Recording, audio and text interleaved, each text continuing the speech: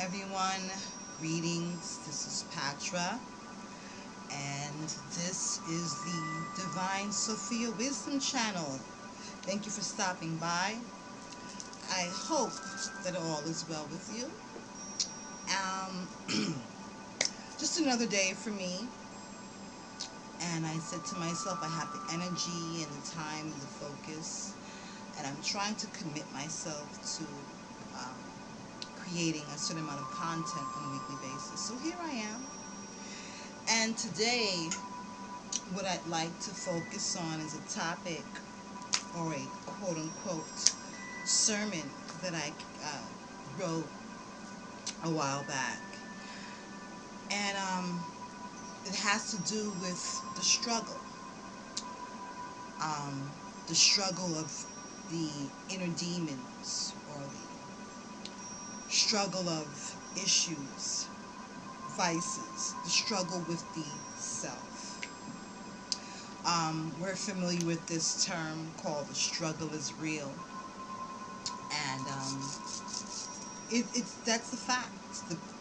No matter what your particular struggle is, for you it is very real. It's something that you deal with. It is something that interferes. It is something that can take control if you don't understand it, deal with it head on, and tackle it in a way where you can have some kind of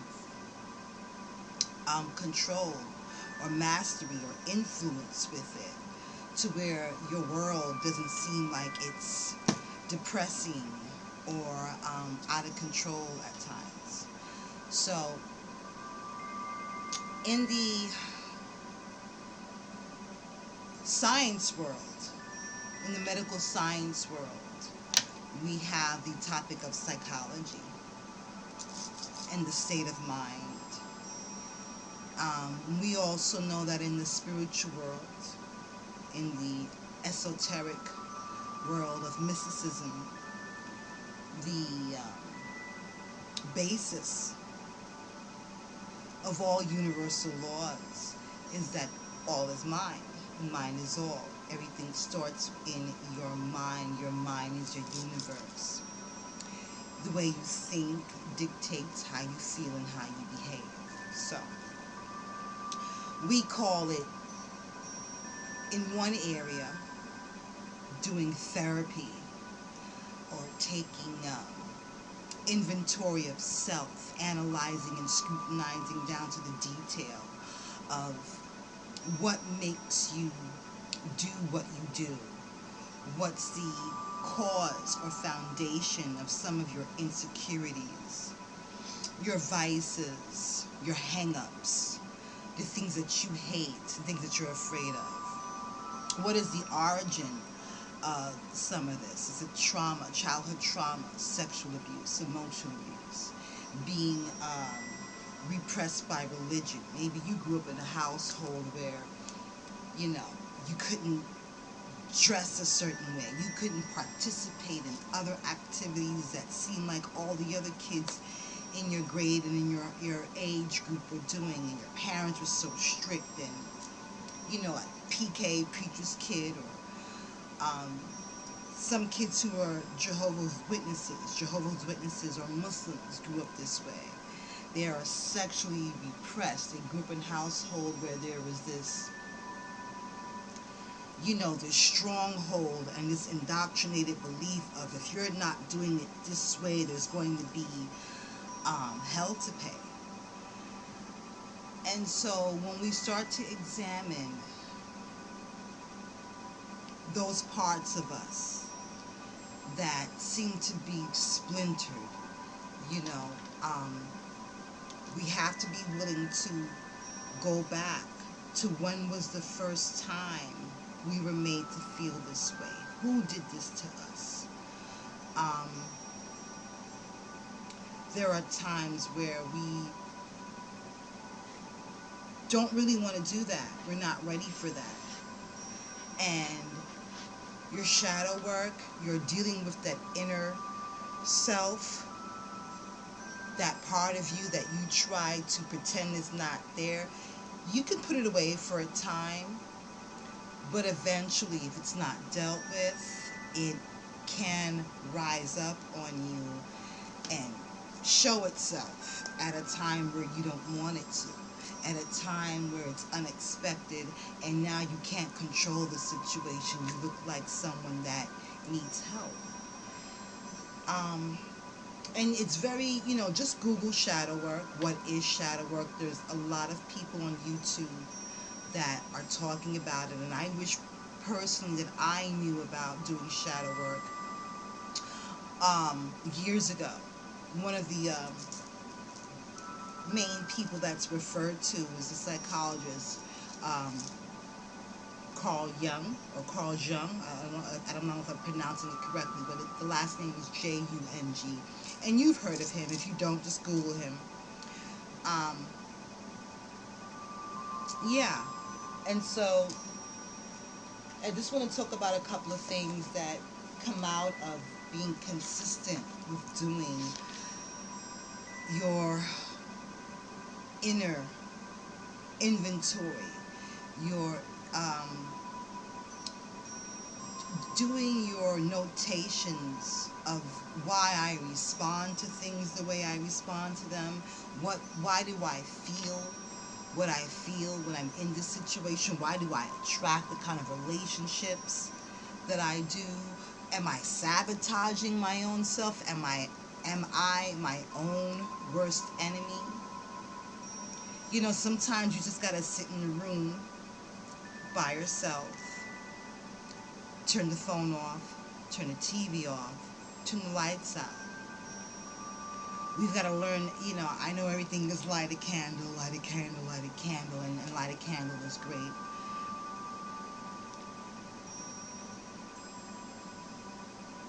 But for reasons that I won't get too detailed about now, you got to learn to not be afraid of that dark. You were in the dark for 9 months in your mother's womb before you came out the tunnel into the light. You were in the womb, in darkness, in the dark, primordial, feminine waters. And you were just fine. All that you needed was the sound of your heartbeat connected to that cord and your mother's heartbeat, and you were just fine in the dark. And it was the world that taught you to be afraid of the dark. But if you need a candle, go ahead and light a candle. But sometimes you just gotta sit in the room by yourself.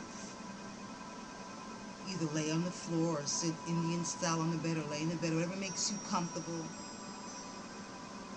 And just close your eyes and go within. And pay attention to what images and feelings are consistent, and do your own research on what's the origin of that. Is that from a childhood movie I fell in love with? Is that the reason why I like rain? And the reason why I'm attracted to butterflies, and the reason why I don't trust men. Yeah. And,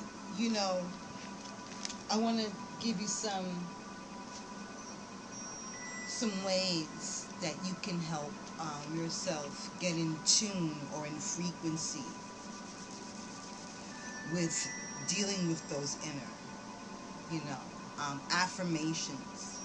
Doing daily affirmations, either in the morning, midday, in the evening before you go to sleep.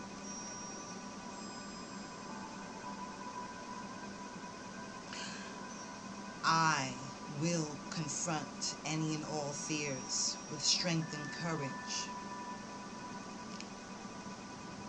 and face them with strength and courage in order to change my life for the better, in order to change my life for a more successful outcome. I am willing to deal with my inner demons and work with my inner demons, not out of shame or guilt, but for my own advantageous way of life. Learn to say these things to yourself, and you start to see things that will resonate with you. You will start to have day visions or dreams that will resonate with you. Start to keep a journal, a dream journal, and start to write down things, even if you don't know what they mean at the time, but you can go back to it later on. And what you hear in the background is some meditation music I have, some 932 hertz, and just trying to set the mood to get very relaxed. I think better when I can do that. But shadow work, or doing your own inventory of yourself, doing your own psychology, therapy on the self, what you want to come out of it is being able to transmute anything that's negative into a positive. You know that saying that we all heard? Well, you know, you gotta take lemons and make lemonade. Who knew that they were talking about alchemy, that spiritual alchemy? Knowing how to go from one form to another for your own growth, for your own benefit, doing it at will, being conscious and willing to change forth in your life.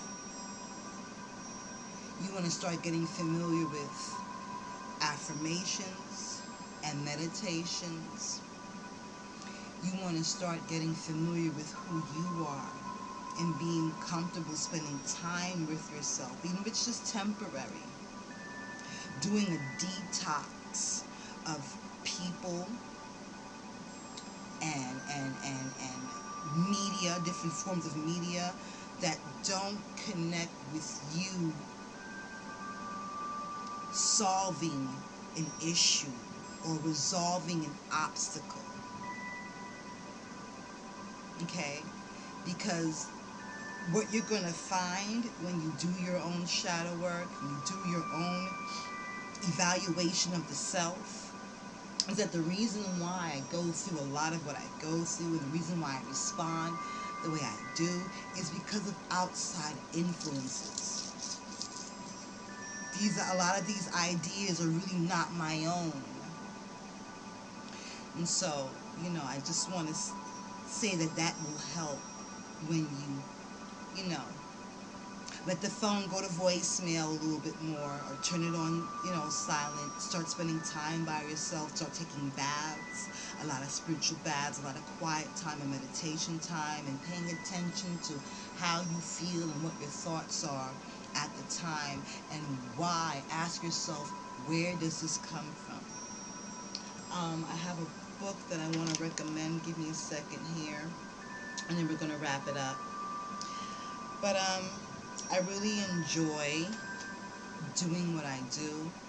This is something that comes to me so naturally, and I feel very rewarded by doing it. It's very much a spiritual exchange for me.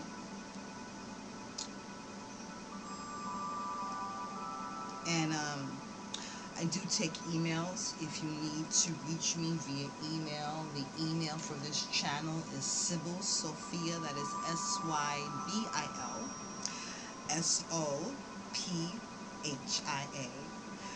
8, like the infinite symbol 8, at gmail.com. Right, and there's a book called The Empath and Shadow Work by Elaine Lajoie. The Empath and Shadow Work by Elaine Lajoie. And so, you know, I just want to say how knowledge of self is the basic foundation and law of anything you pursue. You have to know who you are. and what makes you, what are the characteristics of yourself and the different aspects of yourself and where they come from, where they originate from, and are they your own, or are they someone or something else's, and you change what you need to change. you know Again, your spiritual journey and your spiritual path should be fluid, ever flowing and moving like water. You're not stuck or planted like a tree, even though you do want to be grounded in what you do. You must at the same time be fluid. And I don't know if that makes any sense, but we'll put it all together eventually. Um, yeah, so knowledge of self and being fully aware of all the aspects of who you are and why they're there is the first step to anything that you do. It's the first step to being on the path of what we know as self-mastery.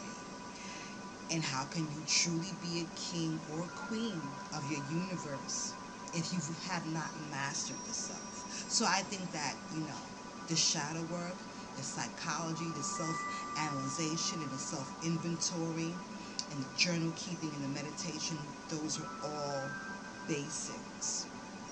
Okay? And so with that, I am going to say namaste and see you soon.